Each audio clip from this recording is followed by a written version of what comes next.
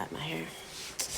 All right, so what's up? I'm doing this live because I saw a couple of very disturbing videos on the interwebs last night, and it had me like straight up vexed.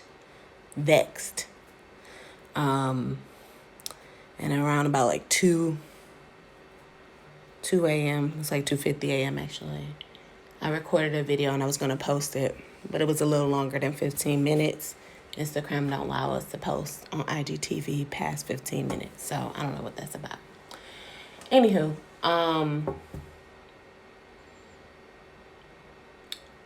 the idea of protection for Black women needs to be a conversation that's had and put to the forefront, because this whole movement where we're fighting for Black Lives Matter, we're fighting for protection and justices for black people as a whole, it can't be at the expense of Black women.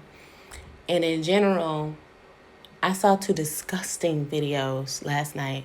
One video where a young lady was like in the street with the dude, and I guess she rejected him. I don't know what was taking place with that. She rejected him, and this nigga just took the skateboard and mollywopped her with it. Like, very audible sound, knocked her out. And that pissed me off, because not only was that a great mark of disrespect and a violation, on top of all that, the niggas who were recording it were laughing, sniggling, and giggling. He walking like he the man because he did this act. And I thought it was some bull crap. And for anybody who is watching, honestly, I'm just doing this video so that I could actually speak longer than the 15 minutes IGTV allows. So that's why I'm on live. But hi, Freddie, how you doing? Listen, the second video I saw, which also vexed me, there was a group of men I don't know in what context it was. It kind of came through the middle of the video. But these group of men were with this girl. They picked up the girl, opened up a dumpster, and threw the girl in a dumpster, G. And I don't know what context that was in, because we came in middle of the video. However, in any context, that's not acceptable. It's never acceptable for that to take place. Just period. It's never acceptable. And the fact that this narrative that we have going about Black Lives Matter and the fight that we are doing, and I'm down for the fight. I've been screaming on the top of my lungs in any way that I can, any way, shape, or form that I can. I'm trying my best not to flame out, because I'm so pissed about it. But we fighting for y'all. And I know this is not to every Black man, because I know some excellent, wonderful Black men. They are husbands. They are fathers. I believe they will raise men to be right. Like, I know dudes like that. But the garbage pail juice ass motherfuckers that be doing this shit are detractors from the whole purpose. Because how can Black lives matter if they don't matter to us? It's annoying. And all my good and excellent dudes out there who I know exist because I know them personally, I'm asking that y'all get into the grills of these motherfuckers, that y'all give them the heat. Because there was this diabolical thought in my head last night when I saw that video. I'm like, yo, where the police at? That nigga need the bullet. And I know that sounds so ridiculous, but it's the truth. It's what I felt viscerally in my heart. And I don't want to feel that about my own people, yo. Like, about my men. I want to fight for you. I want to love you. I want to marry you. I want to have children with you. But I don't want that if it's at the expense of my life. And so last night I was thinking about, what is it that motivates any person, but specifically the Black man, to think like that, to do Stuff like that. It's wild to me that this is a thing that could happen. And the thought process led me to the black man, since we've gotten here, has been in pursuit of gaining some leverage or power in their own life because they have been, you know, socially and mentally castrated, really.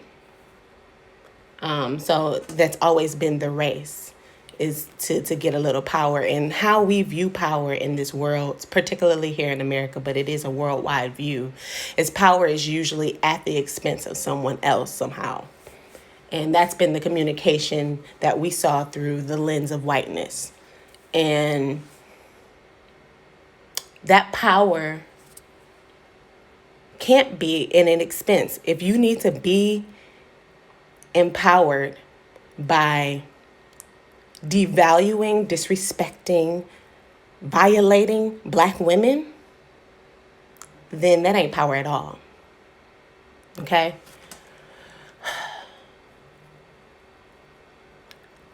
I'm trying not to like get emotional about it, but I am. I'm still vexed about it. I was up at like almost 3 o'clock in the morning and I saw that and couldn't go to sleep. And I needed to say something, because how can we be in a space where we are fighting, women specifically, are fighting for you, and we're not getting the same coverage? I made a post about Toyin yesterday, about a young lady who was 19 years old. She's an activist. She's out here yelling at the rooftops for you. But then when she shared her story about being sexually assaulted by a black man and then being taken advantage again by a black man, and she's like, what the fuck am I fighting for? And then she was found dead. And we can't even fight for you, yo. Like, it's crazy. It makes you want to be like, yo, and this is a mentality a lot of men, black men, I've heard say about how black women are only out for themselves, how they're independent. And it's like, you have never demonstrated that you are able to do what you are created to do in America. And I know that like that has a lot to do with the systems that have been set up against you and us. I know that like it has been set up to drive a wedge between us, and that's purposeful, because it's purposeful in order to separate us, because if we can't be together, if we can't walk this line together, unified, like they have a better way of infiltrating us and breaking us down, which they have been doing successfully for quite some time now. But honestly, it just cannot be at the expense of us. You can't put the blame on the woman when you're not holding up your side of the bargain. And that's just period. Like, you need to hold up your side of the bargain. You are the protector. You are the provider. You got to step up. And women in general, our thought process when we are independent is because we have not seen a demonstration of men showing up and being in that space and taking up that space. I remember like a few years ago, I was in a relationship, and one of the biggest issues that my ex at the time had was that he didn't feel like he was the leader. Like he was like, you're not following my lead. I'm like, where you leading us to? And I wasn't even trying. I'm like, I want to fall back. I don't want to have to carry the load of all of this. I don't want to have to be responsible for everything. Like, y'all have to take up y'all mantle. And you need to like open up your mouths. You have to be vocal for yourself. Advocate for yourself, because that's where it starts. Black men do not advocate for themselves in a way that I think they should. They don't take care of themselves in the way that I think that they should. And I want to encourage you to do better in general. In your whole course of life, you need to do better. Because, like, I mean, we out here, numbers is going down. And you're being taken out. And we are being taken out. But somehow this narrative is only screaming for you. And it's not screaming for us. And as a woman, a black woman, hell, a dark-skinned black woman, there's a thing that's called intersectionality. As black men, you're getting it because you're black. But as a woman, I'm getting it because I'm black and because I'm a woman. And then there's a little caveat also that happens because I'm a dark-skinned black woman. The type of discrimination, the type of hatred, the type of microaggressions that happen because I operate in this space in that way. And there, unfortunately, not this ain't unfortunate, but black men, you have to even recognize your privilege even in this world. I know that sounds wild to say that a black man has privilege, but he does because he is a man. The world has been set up to benefit him in that way. If you can first recognize your privilege and then also see your power, because you need to see yourself. You need to see who you are. See your power, because I think that's the missing link in this whole thing, is that you've been treated and the power has been taken from your hands and emasculated in the way that you have, and you're unable to see that. I need y'all to step in y'all place because you do have a power. We need soldiers at this point. Black men, y'all need to gear up. We need soldiers in this fight. And you can't just be sitting on the couch chilling. Nah, get up. When you see another one of y'all black men disrespecting, violating black women, step up. Open up your mouth. Get in their face. Get in their grill.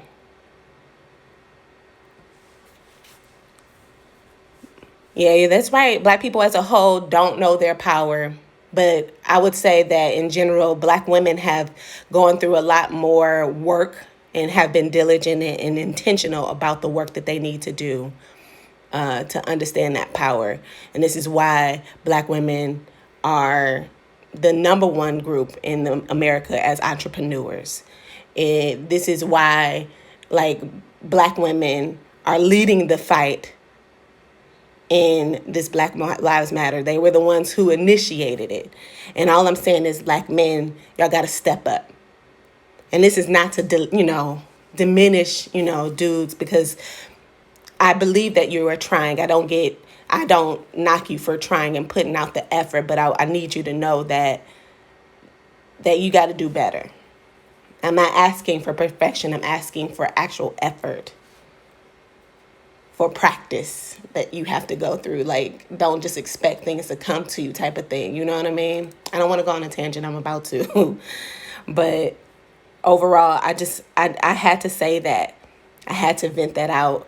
I wanted to make sure that I was able to post this because I did record a video last night and it was a little long. And they ain't let me put it on IGTV. I'm like, IG hoe ass. But I just had to say that and get it off my chest. Black men, we need you to step in your place. Black men, we need you to do better. We need you to protect us. And we need you to take up your space. Realize your power and take up your space. That's what we need.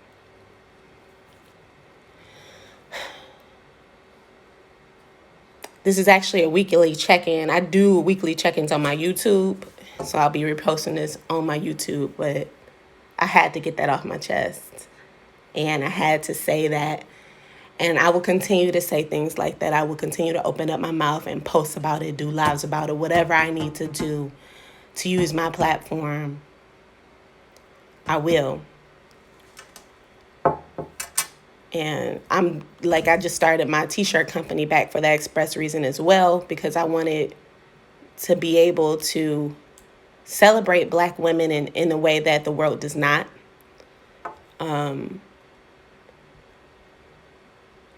And I don't know, man, it still got me flustered. I'm still in the, how you had that moment in the pit of your stomach where it angers you. It's there. And even releasing this and saying it is not really relieving it. I'm going to have to go and meditate or something, get a little prayer in because, sheesh. But please, man, I'm asking you to do better.